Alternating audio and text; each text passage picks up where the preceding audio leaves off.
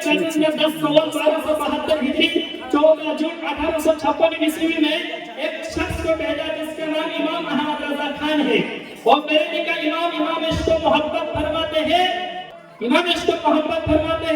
कि वाजिब में अब्दियत कहा, मुमकिन में कुदरत कहा, हैरा हूँ ये भी है खता ये भी नहीं वो भी नहीं। इमाम इसको मोहब्बत फरमाते हैं मुस्तफा वाजिब भी नहीं मुमकिन भी नहीं तो क्या है? गायते इल्लत सबब बहरे जहां तुम हो सब, तुमसे बना तुम बिना तुम पे करो सुभान अल्लाह। आज मेरी गुफ्तगू की हेडिंग है जश्न ईद मिलादुन नबी। आज আমার বক্তব্যের টপিক আপনার উনওয়ান বিষয় শিরোনাম হচ্ছে জশ্ন ঈদ মিলাদুন নবী। जश्न शब्द अर्थ की आका मुस्तफार जश्न जगत विख्यात डिक्शनारी नाम হচ্ছে ফিউজুল লুগাত পেজ নাম্বার 462 462 পৃষ্ঠার মধ্যে লেখা আছে जश्न শব্দের অর্থ হলো খুশি বলেন সুবহানাল্লাহ। আর জুলুস আপনার ওই ফিউজুল লুগাতে 469 নম্বর পৃষ্ঠার মধ্যে লেখা আছে আমির গরিব ফকির ধনী কোন একটা খাস দিনে একত্রিত হয়ে গ্রাম শহর নগর ভ্রমণ করাকে বলা হয় জুলুস বলেন সুবহানাল্লাহ। ইসলাম আজ আমাদের খুশির দিন, কিসের দিন? খুশির দিন। কারণ এই 12 রবিউল আউয়াল সুবহ সাদিকের সময় 570 অথবা 571 খ্রিস্টাব্দে 20 এপ্রিল অথবা 22 এপ্রিল হাশমি কুরাইশি হেজাজি বংশে আমাদের মহানবীর আগমন বলেন সুবহানাল্লাহ। নবী পাক যখন দুনিয়াতে আগমন করেন সমস্ত পৃথিবী আনন্দিত ছিল, কিন্তু একজন কান্না করতেছিল, একজন পাগলের মতো ছোটাছুটি করতেছিল, একজন আপনার চোখ মুখ খুলে গেছিল। তার নাম কি জানেন? তার নাম হচ্ছে আজাজিল, ইবলিস, শয়তান, খবিস, মারদুদ, মালাউন। নবীর আগমনে গোটা পৃথিবী আনন্দিত, আরে আজাজিল, ইবলিস, শয়তান কান্না করতেছিল। আজও আপনি দেখেন পুরো পৃথিবী নবীর আগমনে আনন্দিত খুশি, কিন্তু এই আজাজিল, ইবলিস, শয়তান, খবিসের দলের যারা লোক তাদের আপনার চুলকানি। কিন্তু আপনাদেরকে বলতে চাই মুসলমান, এই আজাজিল, ইবলিস, শয়তান, খবিসের দলের লোক যারা এদের সুন্নি জামাতের আলিমের সামনে বসে মোকাবেলা করার ক্ষমতা নাই, তবে ফেসবুকে ঘরের ভিতরে দরওয়াজা বন্ধ করে ফেসবুকে লেখা সম্ভব। বুঝতে পারলেন? এই মুসলমান আজকে দেওবন্দি বলেন, ওহাবি, তাবলিগি, জামাতি, কাদিয়ানি, গায়র মুকাল্লিদ, হাত ছাড়ুয়া, পা ছাড়ুয়া, যত জাহান্নামী দল বেরিয়েছে আজ পর্যন্ত কোরআন হাদিস ইজমা কিয়াসের আলোকে মিলাদুন নবীকে নাজায়েজ বা শিরক প্রমাণ করতে পারেনি। কিয়ামত পর্যন্ত নাজায়েজ বা শিরক প্রমাণ করা সম্ভব হবে না বলেন সুবহানাল্লাহ। এই মুসলমান আপনাদেরকে বলতে চাই, নবীর মিলাদুন নবী পালন করা নাজায়েজ নয়, বেদাত নয়, শিরক নয়, হারাম নয়, অবৈধ নয়, অইসলামিক নয়। নবীর আগমন দিবসকে পালন করা এটা হলো আমার মুহাম্মদ রাসূলুল্লাহর সুন্নাত বলেন সুবহানাল্লাহ। এই মুসলমান কোন কিতাবে আছে? একটা হাদিস আপনাকে বলে দিই। এই মুসলমান এই হাদিস দেওবন্দির চোখে পড়ে না, ওহাবির চোখে পড়ে না, জামাজাবির চোখে পড়ে না, গায়র মুকাল্লিদের চোখে পড়ে না, শয়তানদের চোখে পড়ে না, খবিসদের চোখে পড়ে না, হাত ঝাড়ুয়ার চোখে পড়ে না, পা পাড়ুয়ার চোখে পড়ে না। যে হাদিস আজ হাদিস শরীফের পৃষ্ঠায় সনদ করে লিপিবদ্ধ আছে বলেন সুবহানাল্লাহ।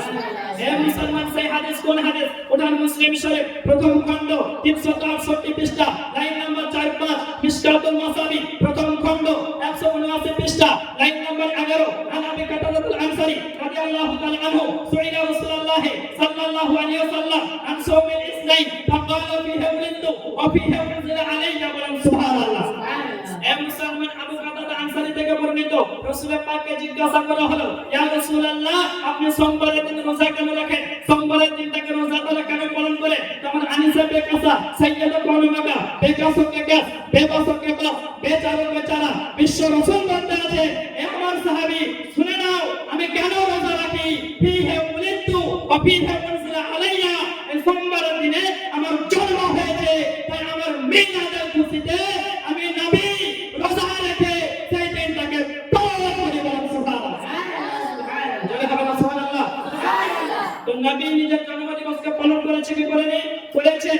এই হাদিস থেকে রেওয়া পাওয়া গেল, থিওরি পাওয়া গেল, সংবিধান পাওয়া গেল, কানুন পাওয়া গেল যে নবীর মতো করে নিজের জন্মদিবসকে পালন করেছে।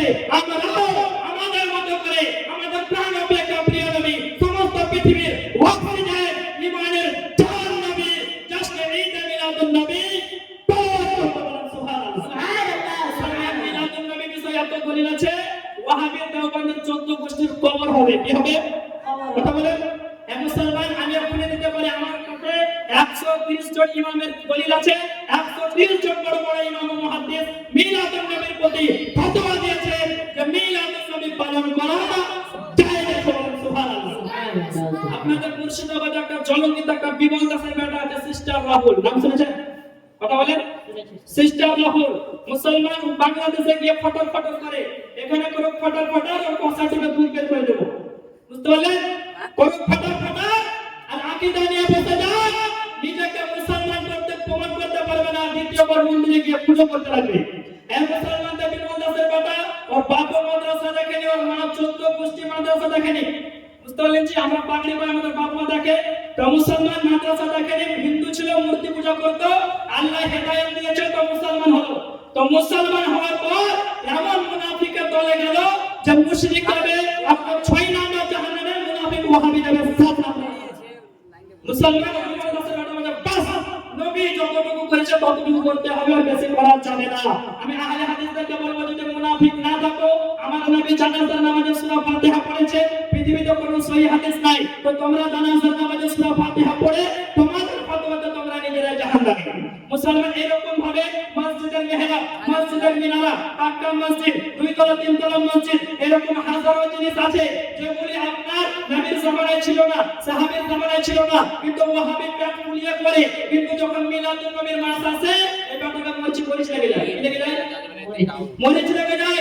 ভাদর মাসে কুকুর পাজা হয়ে যায়, আর 12 রবিউল আওয়াল আসলে ওয়াহাবিদের চুলকানি শুরু হয়ে যায়। বলেন ঠিক না বেঠিক? এই মুসলমান মহা চুলকানি। আমি আহলে হাদিসের বিষয়ে একটাই দলিল দেব, আপনারা নোট করেন। আমার সবই আহলে হাদিসদেরকে বলবো তোমাদের সবচেয়ে বড় বাপ যার নাম হলো নবাব সিদ্দিক হাসান খান খোপারি আর শামীমাতুল আনবারিয়া, পৃষ্ঠা নম্বর 12 লাইন নম্বর 2-3 এর মধ্যে লিখছেন যেই ব্যক্তি নবীর মিলাদে খুশি হবে না ওই ব্যক্তি মুসলমান নয়। কে বলছে? কে বলছে? আহলে হাদিসদের বাপ বলছে মিলাদুন নবীতে খুশি হবে না সে মুসলমান নয়। তো আরে মিলাদুন নবীকে নিয়ে আমাদের সামনে বসো, তোমাদের কিতাব থেকে প্রমাণ করব তোমরা মুসলমান। তো মুসলমান যদি না থাকে তো মিলাদুন নবী কেন পালন করবে? তাই আপনাদের বলতে চাই সময় খুব সংক্ষিপ্ত, মিলাদুন নবী পালন করা যায়। সুন্নি জামাতের আহলে সুন্নাত ওয়াল জামাত আমাদের নিকটে নবীর আগমন মাস পালন করা যায়, নবীর নামে খিচুড়ি খাওয়া যায়, নবীর নামে বিরিয়ানি খাওয়া যায়, নবীর নামে পোলাও খাওয়া যায়, নবীর নামে জুলুস করা যায়, পতাকা উত্তোলন করা যায়, লাইটিং করা যায়। আর এই সমস্ত জায়েজ কাজগুলিকে যেই বাবা না জায়েজ বলবে, যেই বাবা হারাম বলবে, যেই বাবা শিরক বলবে, জানতে হবে যে পাপা শয়তান। কি বলতে হবে? পাক্কা শয়তান, সে হচ্ছে শয়তানের বাচ্চা শয়তান।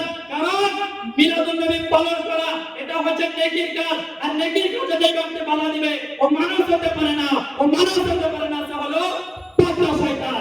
মুসলমানের শয়তানদের কাছ থেকে নিজের ঈমানকে বাঁচাবে। এই মুসলমান আমরা আহলে সুন্নাত ওয়াল জামাত, আহলে সুন্নাত ওয়াল জামাতের আকীদার প্রতি অটল থাকবে।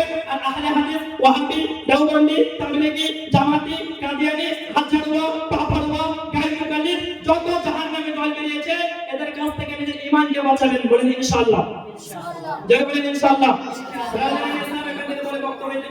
وما علينا إلا البلاغ أمام الإمام يشكو محبت على حضرت عظيم البركت كنز الكرامات جمال الاستقبال إمام يشكو محبت فرماتے ہیں زمین و زمان تمہارے لیے، مکین و مکان تمہارے لیے، چونی و چونا تمہارے لیے، دہن و زبان تمہارے لیے، بدن میں حجاب تمہارے لیے، ہم آئے یہاں تمہارے لیے، تمہارے لیے، تمہاری چمک، تمہاری دمک، تمہاری جھلک، تمہاری مہک، زمین و فضا، سمک و سمک تمہارے لیے۔ السلام علیکم ورحمۃ اللہ وبرکاتہ۔